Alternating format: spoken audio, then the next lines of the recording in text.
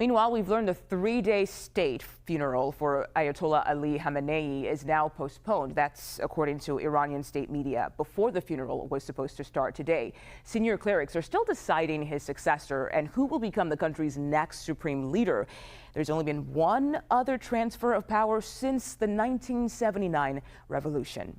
Joining us now is CBS News Middle East contributor Courtney Kealy. Courtney, thank you so much for your time today. We've heard Ayatollah Khamenei, his son, is a leading choice rather to be the successor. What do we know about his son?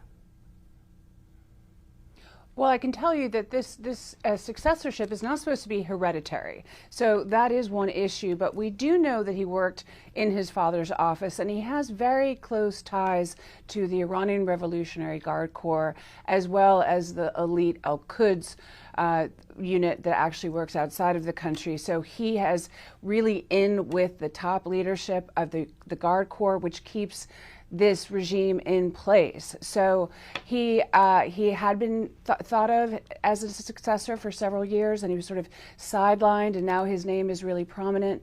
The thing that we don't know too is really how religious, or is this almost like dynastic at this point, father to son, and what will the Iranian people say? It really shows that, you know, they were saying death to Khamenei just a few days ago, and now they're screaming death to his son. They do not want this kind of regime, and it looks like it's strong, even though they're not even able to meet in public because they'd be risking death. And when I think of that name, Supreme Leader, it obviously seems like it's a big deal. So there is clearly a lot at stake with this decision. Can you explain the role of the Supreme Leader for us?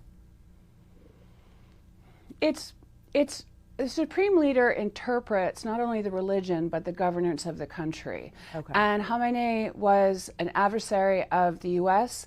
There was never really any way to come to true agreement between the U.S. and Iran, and it seems like his son will follow in that, in his footsteps. It's sort of the ultimate, not the voice of God, but kind of representative in terms of that high a level, like a pope-like revered cleric, someone where people, they don't just see them as a leader, they see them as a religious figure that helps them be close to God. It's on that level. Okay, that explains a lot. Courtney Kealy, thank you so much for your time today. We appreciate it.